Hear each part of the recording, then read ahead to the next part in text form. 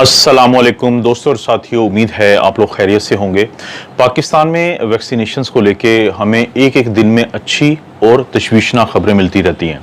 लेकिन सबसे पहले तो अगरचे हमें इस बारे में बहुत ज़्यादा खुशी है कि पाकिस्तान में हर गुजरते दिन के साथ अब केसेस की तादाद भी कम हो रही है और अमवात जो हैं वो भी कम हो रही हैं।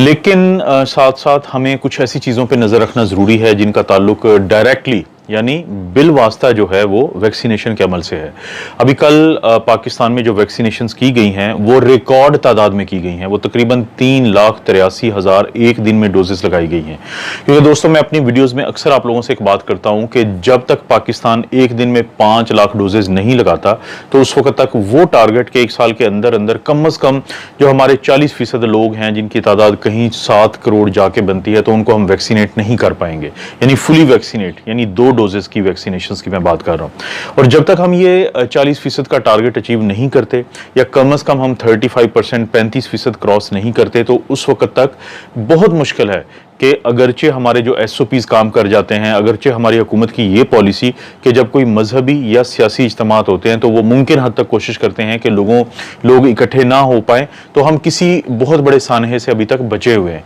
लेकिन मसला यहाँ पे ये है कि अभी भी बहुत सारे ऐसे मसाइल हैं वैक्सीनेशन को लेके जिनकी वजह से हमें बहुत ज़्यादा दिक्कत हो रही है। उसमें एक कल अगरचे बहुत खुशी की खबर थी कि पाकिस्तान में दुनिया की जो बेहतरीन वैक्सीनेशन समझी जाती है, वैक्सीन समझी जाती है जिसको हम फाइजर वैक्सीन कहते हैं, तो वो पाकिस्तान में कल उसकी 1 लाख डोजेस और अक़वाम मुत्तहिदा ने जो अपने आलमी इदारा सेहत WHO के जरिए कोवैक्स की फैसिलिटी का आगाज़ किया हुआ है उसके जरिए हमें मिली। लेकिन बहुत एम्बैरेसमेंट की बात यह है, बहुत ज़्यादा एक यानी बेइज्जती की बात यह है कि जो वैक्सीन पाकिस्तान में पहुंची, पाकिस्तान की हुकूमत को उसका पता भी नहीं था, उसका अंदाज़ा भी नहीं था कि हमें फाइजर मिल रही है। हुआ ऐसे था कि कल जो यूनिसेफ का ट्विटर हैंडल है, यानी जो यूनिसेफ है वो यूनाइटेड नेशन का इंटरनेशनल चिल्ड्रन इमरजेंसी फंड है, तो उन्होंने अपने ट्विटर हैंडल से पाकिस्तान और पाकिस्तानियों को इन्फॉर्म किया, मुतल्ला किया कि हम आपको 1 लाख डोजेस दे रहे हैं कोवैक्स के जरिए। और इसी बात को जब कंफर्म करने के लिए पाकिस्तान में जो फेडरल मिनिस्टर हैं, जो इस पूरी जो कोरोना की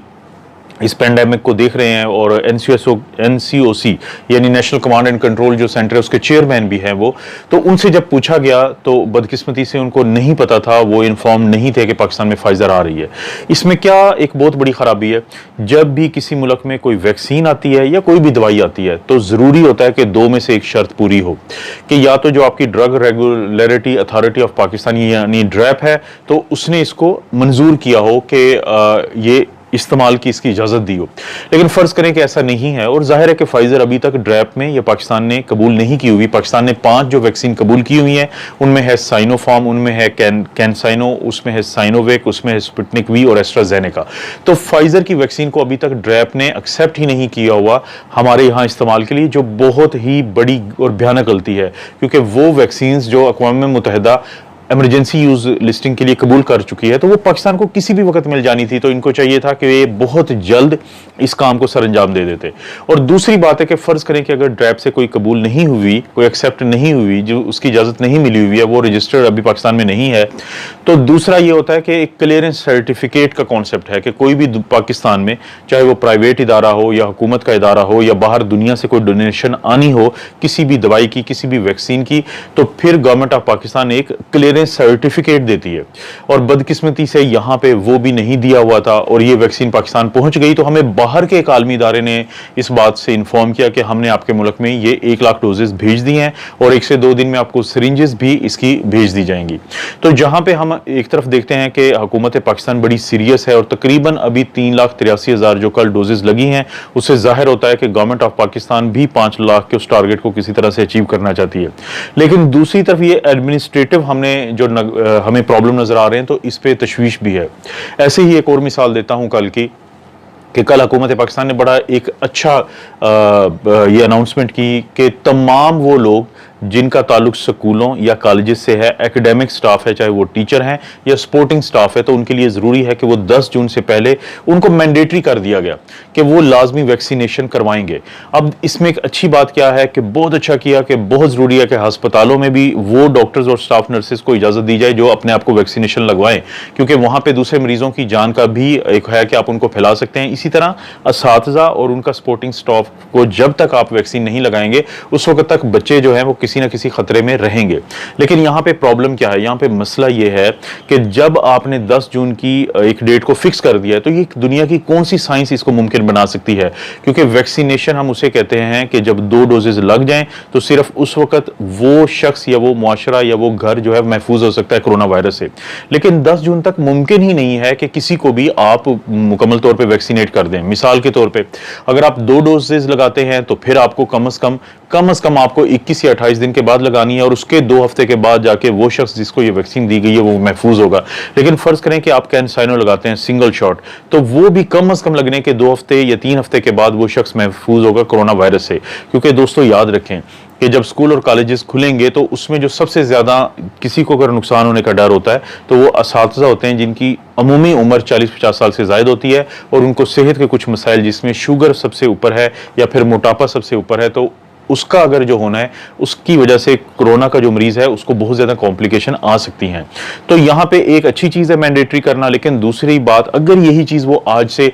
15 दिन पहले, 20 दिन पहले या 1 महीना पहले शुरू कर देते इन तमाम टीचर्स को या सपोर्टिंग स्टाफ को वो वैक्सीनेशन लगाना, जो कि बहुत ज़रूरी था, क्योंकि फ्रंट लाइन हेल्थ वर्कर्स की तरह ये भी इसेंशियल सर्विसेज हैं, क्योंकि आपके बच्चों का बहुत ज़्यादा पहले ही नुकसान हो चुका है। तो अब तक हम वो टारगेट अचीव कर चुके होते जो हम अब 10 दिनों में कागजी कार्रवाई करके अचीव करना चाहते हैं। तो इस तरह की जो चीज़ें हैं वो काफ़ी कन्फ्यूज करती हैं, क्योंकि आप दावा करते हैं कि आप बहुत अच्छा परफॉर्म कर रहे हैं, लेकिन बाज़ चीज़ें फिर जाहिर होती हैं कि आपकी परफॉर्मेंस में कहीं ना कहीं वो प्रॉब्लम है जो नहीं होना चाहिए। आज का जो आखिरी इस तरह का प्रॉब्लम मैं आपको बता देता हूं।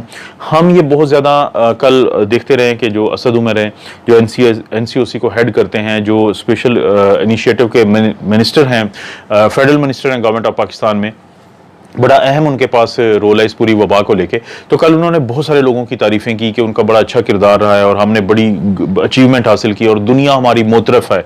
लेकिन दूसरी तरफ जब हम देखते हैं कि सऊदी अरेबिया ने जब दुनिया के 11 ममालिक पे से पाबंदी हटाई है कि ये चीज़ को बताने के लिए कि इन मुल्कों में बहुत अच्छे तरीके से वबा पे कंट्रोल किया जा रहा है, ये अपने लोगों को अच्छे तरीके से वैक्सीनेट कर रहे हैं, तो इस चीज़ के चांसेस कम हैं कि जब ये हमारे मुल्क में आएंगे तो ये कोरोना वायरस की वबा को हमारे पास ये स्ट्रेन को लेके आएंगे। लेकिन बदकिस्मती से पाकिस्तान का नाम इन ममालिक में शामिल नहीं है, जो बिला वास्ता, जो इनडायरेक्टली ये बताने के लिए काफ़ी है कि आपकी परफॉर्मेंस जो है वो ठीक नहीं है और अभी दुनिया आप पे ट्रस्ट नहीं कर रही कि आप जो है वो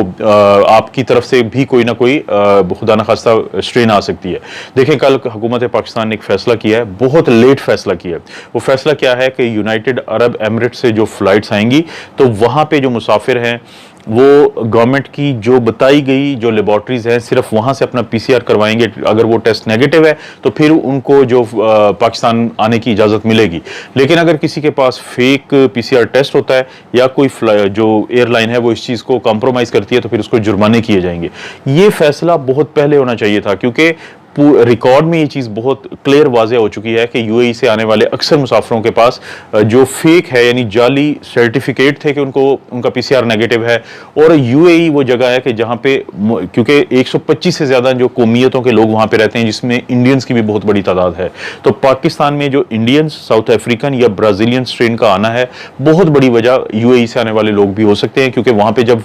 पिछले दिनों पेशावर का आप सब लोगों को मालूम है कि 26 और 25 ये वो डेट्स थी कि जिसपे बहुत सारे लोग जो हैं वो पॉजिटिव निकले थे, वो अगरचे उनके पास नेगेटिव पीसीआर के डॉक्यूमेंट्स थे, लेकिन जब एयरपोर्ट पर उनके टेस्ट किए गए तो मेजॉरिटी जो पैसेंजर्स की थी वो पॉजिटिव थी, जबकि उन्होंने फेक डॉक्यूमेंट्स थे। तो इसलिए दोस्तों ये जो हुकूमत की पॉजिटिव और नेगेटिव दोनों परफॉर्मेंसेज हैं, इनको आपके सामने लाना ज़रूरी है ताकि ये अपनी परफॉर्मेंस को और बेहतर करें। जो एसओपीज़ को फॉलो करना है वो हमें वक्ती तौर पे फ़ायदा दे सकता है। हम अपने स्कूलों को खोलेंगे, हम अपने कारोबारों को खोलेंगे,